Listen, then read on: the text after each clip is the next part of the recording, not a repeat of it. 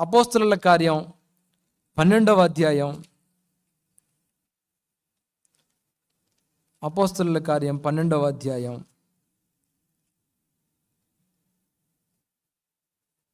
12వ వచనం చదువుతారా?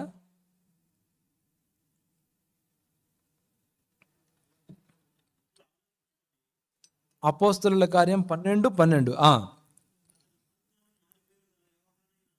ఇట్లు ఆలోచించుకొని అతడు మార్కు అను మారు పేరు గల యోహాను తల్లి అయిన మరియ ఇంటికి వచ్చెను. అక్కడ అనేకులు కూడి అతడు తలవాకిటి తలుపు తట్టుచుండగా రోదే అను ఒక చిన్నది ఆలకించుటకు ఆమె పేతురు స్వరము గుర్తుపట్టి సంతోషము చేత తలుపు తీయక లోపలికి పరిగెత్తుకొని పోయి పేతురు తలుపు దగ్గర నిలుచున్నాడని తెలిపాను. ఇప్పుడు ఈ తలుపు దగ్గర ఎవరున్నారు? పేతురు ఉన్నాడు. మీకు ఇంకొక పరిభాషలో అర్థమయ్యేటట్టు చెప్తాను. వాళ్ళు ఒక సమస్య కొరకు ప్రార్థన చేస్తున్నారు.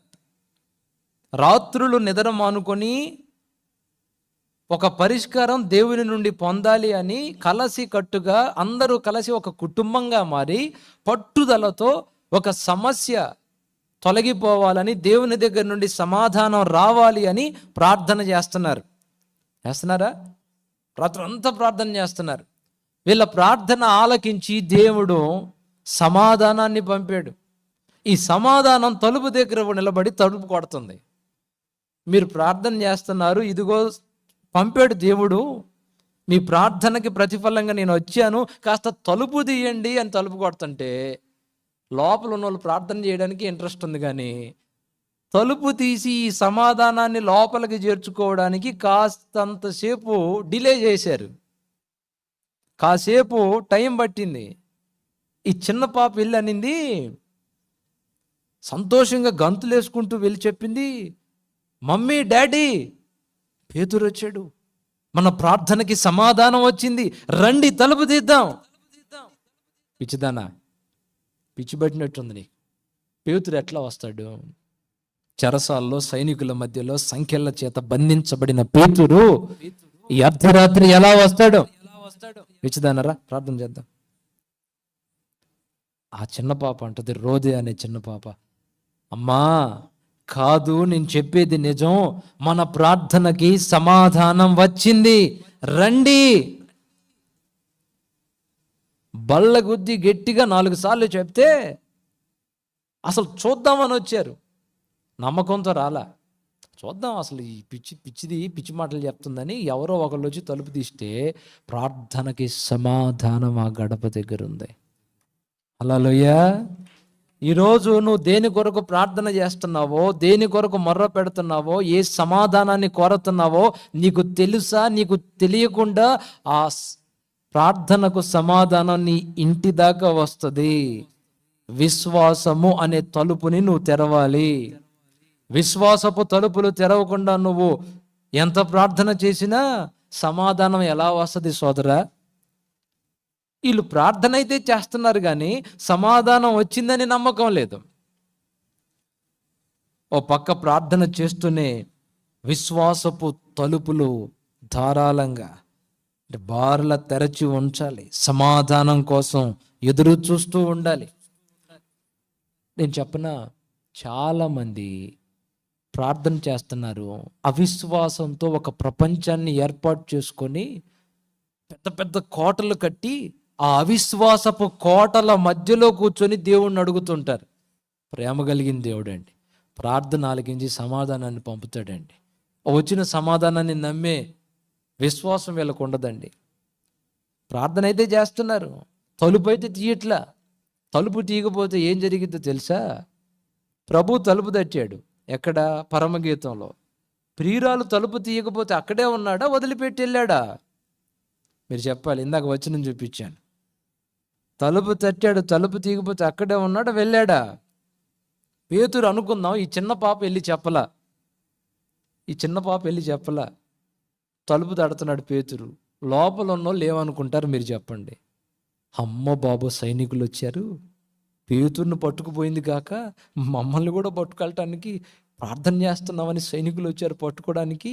గట్టిగా గడి పెట్టండి, సామాన్లు అడ్డు పెట్టండి అని లోపలే ఉండేవాళ్ళుగా. చూడండి, ప్రార్థన చేస్తుంటే ఓ చిన్న పాప అక్కడికి వెళ్ళిందండి, తలుపు దగ్గర కూర్చుంది. దేవుడు పంపుతాడు సోదరా, నమ్మాలి. నువ్వు నమ్ముతున్నావు అని అంటే డోర్ ఓపెన్ చేస్తున్నావు అని, నమ్మట్లేదు అని అంటే పెద్ద పెద్ద గడియలు పెట్టి కట్టావని అర్థం. దేవునికి మహిమ కలుగును గాక.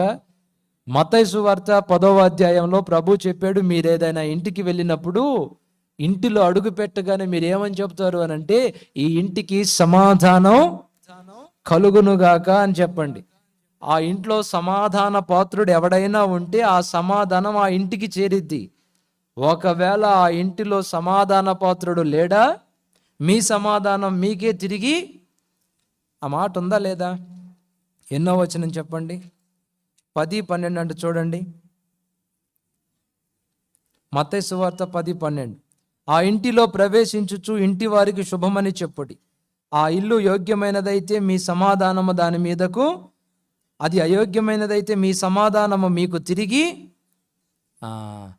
చాలాసార్లు అభిషేకం పంపాడు, ప్రార్థన చేశావు, వచ్చింది అభిషేకం. అభిషేకం ప్రార్థన చేశాను కానీ నా మీదకి అభిషేకం వచ్చిద్దా, నేను పొందుకున్నానా ఏమో, ఏది ఆ ఊగుడేది, ఆ కేకలేయి, కింద పడి రోడ్ రోలర్ లాగా దొర్లిందేది, ఏం లేదే, నేను తాగితే మంటేది, ఏమీ లేవు, శబ్దం ఏమీ లేదు. ఉపవాసం ఉండి ఉదయం నుండి సాయంత్రం దాకా ప్రార్థన చేశా, ఏం లేదే. దుప్పటే దాన్ని తీసుకొని దగ్గరలో ఉన్న వాగు దగ్గరికి వెళ్ళి ఎలీషా కొట్టినట్టు, ఏలియా దేవుడు ఎక్కడాన్ని కొట్టినట్టు కొట్టేదానికి ఏ చెరువులు యొర్దాను నదులకు దగ్గర కూడా లేవే, ఏం లేవు. అభిషేకం వచ్చిందంటావా? కట్టావు పెద్ద గోడ, వచ్చిందంటావా? ఇక లేదు, అయిపోయింది. వచ్చిన అభిషేకం అక్కడ దాకా వచ్చి స్వస్థత వచ్చింది, నమ్మావా పొందుతావు, నమ్మకపోతే. ఆ రోజు ప్రభువుని ఒక అధికారి ఇంటికి తీసుకెళ్ళాడు, తన బిడ్డ చావు బ్రతుకుల్లో ఉందని. వెళ్ళే దారిలోనే తనకు కబురు వచ్చింది, ఏమని అంటే, నీ బిడ్డ చచ్చిపోయింది. బోధకుణ్ణి మొత్తానికి ప్రభు ధైర్యపరిచి ఇంటికి తీసుకెళ్ళాడు. ఆ ఇంట్లో అవిశ్వాసులు ఉన్నారు, అపహాస్యకులు ఉన్నారు, ఎగతాళి చేసే వాళ్ళు ఉన్నారు. ప్రభు ఇంటి బయట ఉండి అన్నాడు, ఏడవమాకండి, బిడ్డ బ్రతికే ఉంది, నిద్రపోతుంది, చావలేదు అన్నాడు. అప్పుడు వీళ్ళు అంటారు, పెద్ద పెట్టున నవ్వి ఎగతాళి చేసి వచ్చాడు పెద్ద బోధకుడు, చచ్చిపోయి చాలాసేపు అయింది, ముక్కు దగ్గర వేలు పెట్టాం, శ్వాస లేదు, నాడి పట్టుకున్నాం, నాడి కొట్టుకోవట్లా, చచ్చిపోయి చాలాసేపు అయింది అయ్యా అని గొల్లున నవ్వారు. అప్పుడు ప్రభు ఏమన్నాడు తెలుసా? నేను ఇంట్లోకి రావాలి, వీళ్ళని బయటికి పంపించు. ఏం ప్రభా, వాళ్ళు ఉంటే నువ్వు వెళ్ళవా? వాళ్ళు ఉన్న ఇంట్లోకి నువ్వు వెళ్ళవా? జనం ఉన్న ఇంట్లో నువ్వు అద్భుతం చెయ్యలేవా? చేయలేడండి. కిక్కిరిసిపోయిన ఒక ఇంట్లో ప్రభు ఆ రోజు ఉంటే, పక్షవాయువుతో బాధపడుతున్న ఒక వ్యక్తిని తెస్తే జనం కిక్కిరిసిపోయారు, లోపలికి వెళ్ళడానికి చోటు లేదని పైన పెంకులు తీసి తాళ్లతో దింపారు ఒక రోగిని. అప్పుడు ప్రభు, మీరందరూ బయటికి పోండి, తలుపు పెట్టండి, నేను ప్రార్థన చేయాలి ఇతనికి అన్నాడా? లేదే. ఆ వచ్చినట్టు జనాల మధ్యలోనే ముట్టి తాకి స్వస్థపరిచి, నీ మంచం నువ్వు తీసుకొని పంపించాడే. ప్రజలుంటే ప్రభు కార్యం చేయలేడా? మరి ఈరోజు ఏంటి స్పెషల్గా వీళ్ళందరినీ బయటికి పంపన్నాడు? ఆ రోజు ఉన్న వాళ్ళందరూ విశ్వాసులు. విశ్వాసం ఉన్న ఆ ఇంట్లో అద్భుతం ఎంతటిదైనా జరుగుతుంది. ఈరోజు ఈ ఇంట ఉన్న వాళ్ళందరూ అవిశ్వాసులు, ఎగతాళి చేసేవాళ్ళు, దేవుని మాట మీద నమ్మకం లేని అవిశ్వాసులు. జరగదు. వీళ్ళని పంపితే చచ్చిన బిడ్డ లేచి కూర్చుంటుంది. వాళ్ళందరినీ బయటికి పంపాడండి ఈ అధికారి. ప్రభు లోపలికి వెళ్ళాడు, గడి పెట్టారు, చిన్న ప్రార్థన, చచ్చిన బిడ్డ లేచి కూర్చుంది. గట్టిగా స్తోత్రం చెప్తారా? గట్టిగా చెప్తారా? హల్లెలూయా. గుండె గుడిలో, హృదయంలో ప్రార్థన చేస్తున్నాను, నా ప్రభు కార్యం చేస్తాడు అని నమ్ము తమ్ముడు.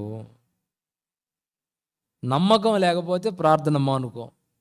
ఎందుకు ఫార్మాలిటీ ప్రార్థన?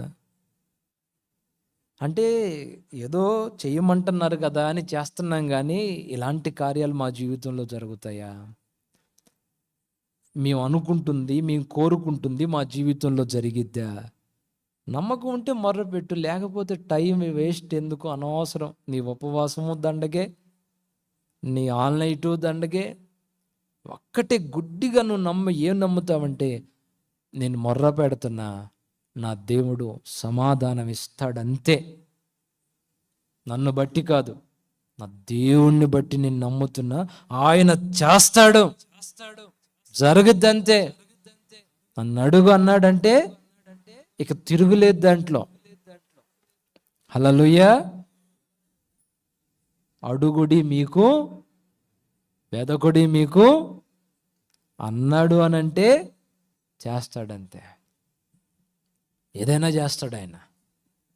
వీళ్ళు గదిలో కూర్చొని ప్రార్థన చేస్తున్నారు, సమాధానం తలుపు తడుతుంటే లెగవరే, రారే, ఆ సమాధానాన్ని ఇంటికి చేర్చుకోరే. డిస్కషన్ పెట్టారు లోపల. ఎవరై ఉంటారు?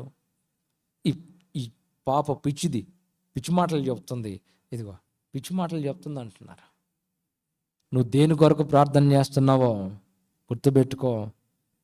నువ్వు కన్ను మూసే నాటికి ఒకరోజు, ఈరోజు కాకపోతే రేపు, రేపు కాకపోతే ఇంకొక రోజు సమాధానం వచ్చి నీ హృదయ గదిలో చేరుతుంది. ఖాయం, ఇది అంతే.